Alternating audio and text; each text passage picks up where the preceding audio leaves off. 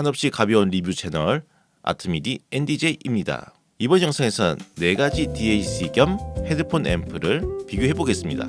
다양한 제품으로 해보고 싶었으나 현재 제가 가지고 있는 제품들과 빌릴 수 있는 제품, 이렇게 해서 총 4가지 제품을 비교해 보겠습니다. 제 채널에서 자주 다룬 RME AD2 DAC-FS, i5 오디오의 네오 IDSD, 그리고 윈 울트라, 이렇게 3개는 제 거죠. 그리고 이번에 빌린 게 이 FiiO K15입니다. 사실은 제가 개인적으로 FiiO K15 소리가 궁금해서 빌린 김에 차이를 궁금해 하시는 분들이 이 세상에 몇 분 정도 살고 계시지 않을까 싶어서 이 콘텐츠를 만들어 봤습니다. 먼저 간단히 표를 보여드리면서 주요 기능적 차이를 보여드리겠습니다. RME AD2 DAC-FS는 USB 연결, 디지털 동축, 옵티컬 연결까지 가능하고 밸런스드 XLR 출력 또는 언밸런스드 RCA 출력, 그리고 6.3 헤드폰 출력과 3.5 인이어 전용 출력이 지원이 됩니다. i5 Neo IDSD는 USB 연결, 디지털 동축, 옵티컬, 그리고 블루투스 연결까지 가능하고 밸런스드 XLR 출력 또는 언밸런스드 RCA 출력, 그리고 언밸런스드 6.3과 밸런스드 4.4 헤드폰 출력이 지원이 됩니다. 윈 울트라는 그전 두 제품과 달리 DAC보다는 리시버 느낌이 더 큽니다. 한마디로 인풋이 훨씬 많다.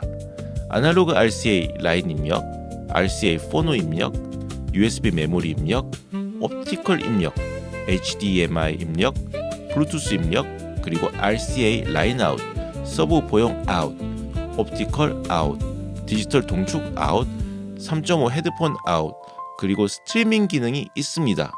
이번에 빌린 FiiO K15 역시 리시버 느낌이고요. 아날로그 RCA 라인 입력, 디지털 옵티컬 및 동축, USB 입력, 블루투스 입력이 있고 언밸런스드 RCA 출력과 밸런스드 XLR 출력, 언밸런스드 6.3, 밸런스드 4.4와 XLR4 헤드폰 출력, 그리고 스트리밍 기능이 있습니다. 어떻게 보면은 이 RME AD2 DAC는 정말 순수 DAC에 중점을 두었다면 나머지 제품들은 블루투스나 스트리밍 기능들까지 더해서 조금 더 홈오디에 최적화되어 있는 그런 시스템으로 구성되었다고 봐도 될 것 같습니다.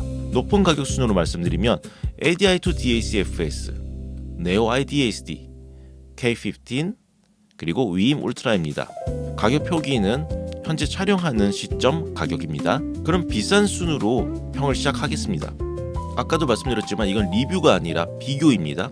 그래서 이 제품이 막 블라블라블라 하면서 얘기하는 게 아니라 장점, 단점들을 통해서 비교를 해봐 드리겠습니다. ADI2 DAC의 경우에는 블루투스 기능만 있었으면 정말 완벽했을 텐데 그게 너무 아쉽습니다. 스트리밍 기능까지 바라지도 않습니다. aptX HD나 아니면은 LDAC가 지원이 되는 그런 블루투스만 됐어도 너무나 좋았을 텐데 그런 무선이 없습니다. RME ADI2 프로의 경우에는 스튜디오용이다 보니까 블루투스의 부재가 크게 상관이 없지만 홈 오디오, 그러니까 컨슈머 시장을 노렸던 RME ADI2 DAC에 블루투스가 빠졌다는 거는 조금 크리티컬하긴 합니다. 다만 제일 비싼 만큼 사운드도 제일 좋습니다. 스튜디오 사운드답게 넓은 스테레오 이미지와 정확한 정의감, 그리고 뚜렷한 해상도와 디테일로 인한 이 분리도가 굉장히 좋아요.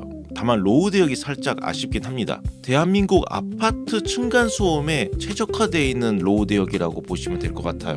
그래서 우리나라에서 쓰기 정말 좋다.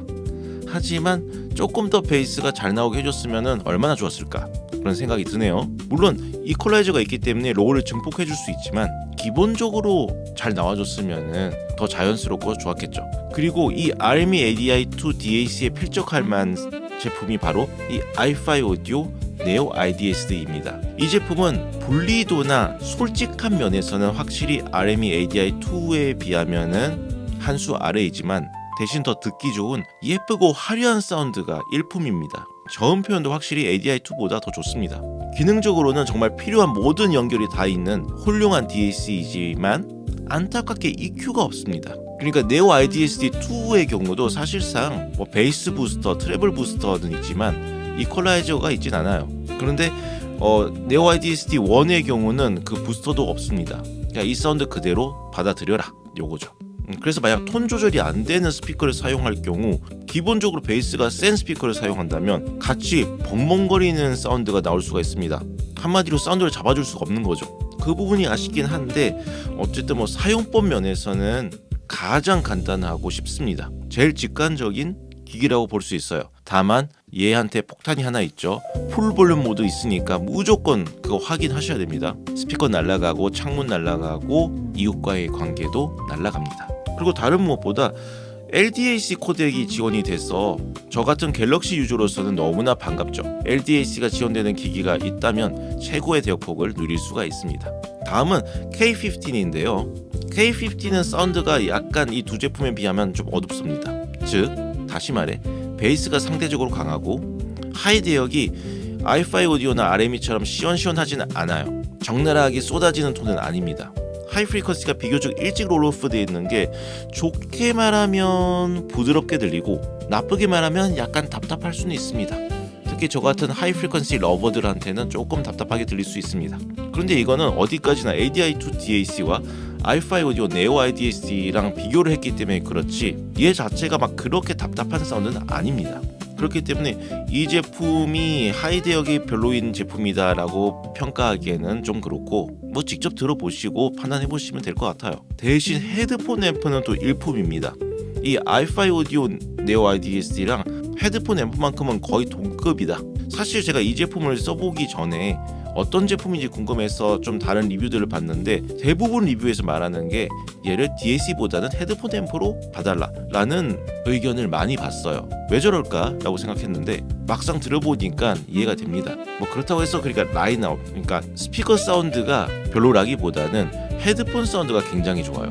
그리고 얘도 이퀄라이저가 있기 때문에 원하는 톤으로 보정을 해서 들을 수가 있습니다. 그렇게 사용하시면 상당히 괜찮아집니다. 그리고 얘 또한 LDAC도 지원이 되고 aptX HD도 지원이 되기 때문에 갤럭시 유저나 아니면 또 저 같은 제나이저 BTD 동글 유저라면은 고대역 폭의 블루투스로 사운드를 즐길 수가 있습니다. 그리고 이 제품은 스트리밍이 됩니다. 그래서 룬 유저라면은 룬 레디를 사용해서 바로 쓸 수가 있고 애플 기기 유저라면은 에어플레이를 통해서 스트리밍을 할 수가 있습니다. 제가 메인으로 사용하고 있는 키 7 스피커의 경우도 타이틀 커넥터가 지원이 되기 때문에 컴퓨터 켜지 않고 편하게 음악 감상을 즐기고 있죠. 너무 행복합니다. 그런데 아쉽게 이 K15는 스포티파이나 타이달과 같은 제일 대중적인 스트리밍 서비스는 지원이 되지 않아요. 뭐 나중에 차후 어떻게 될지 모르겠지만 지금은 되지 않습니다.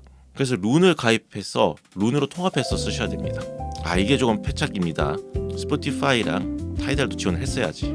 그리고 이 제품은 약간 친절하지가 않습니다.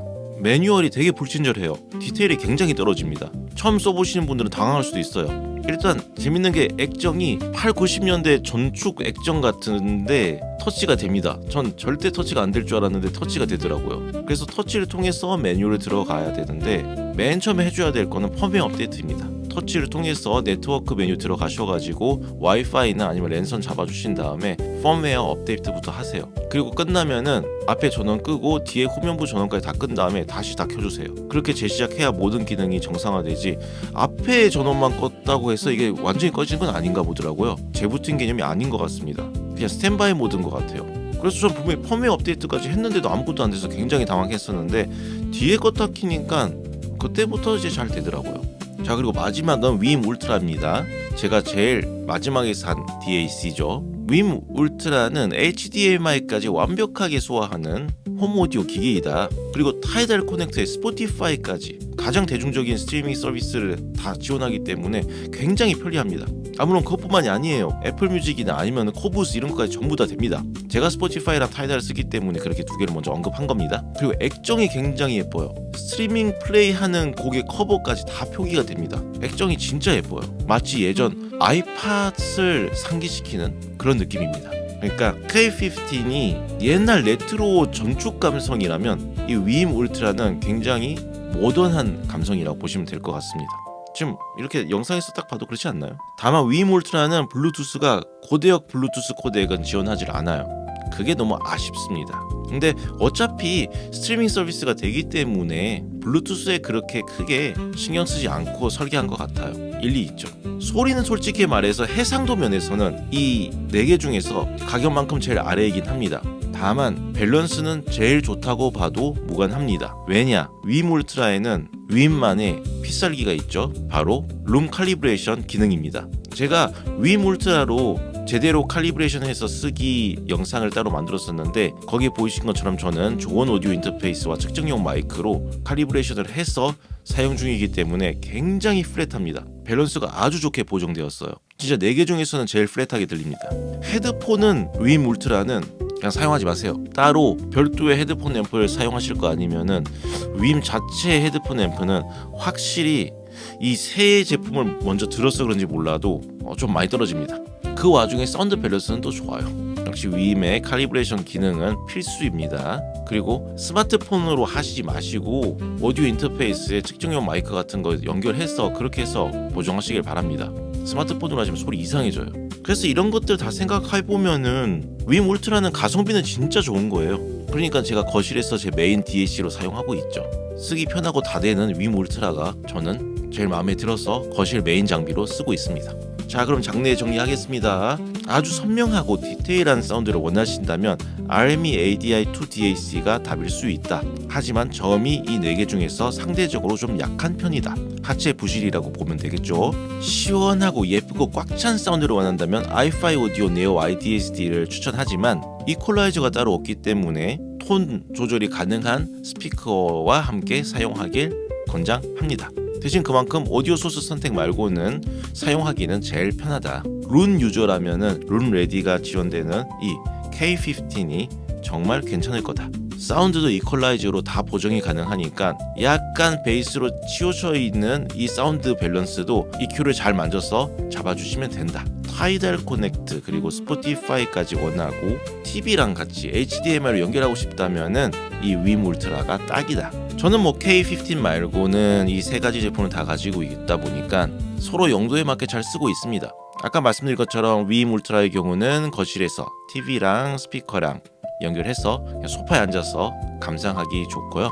AD2 DAC의 경우는 구글 크롬캐스트와 같은 기기랑 연결해서 잘 쓰고 있습니다. 네오 IDSD는 좀 필요할 때마다 그때그때 용도에 맞게 사용 중입니다. 아무튼 이 4제품에 대해서 러프하게 설명을 드렸고 그리고 비교도 해봐 드렸습니다. 그러면 저는 이만 페이드아웃 하도록 하겠습니다. 대단히 고맙습니다.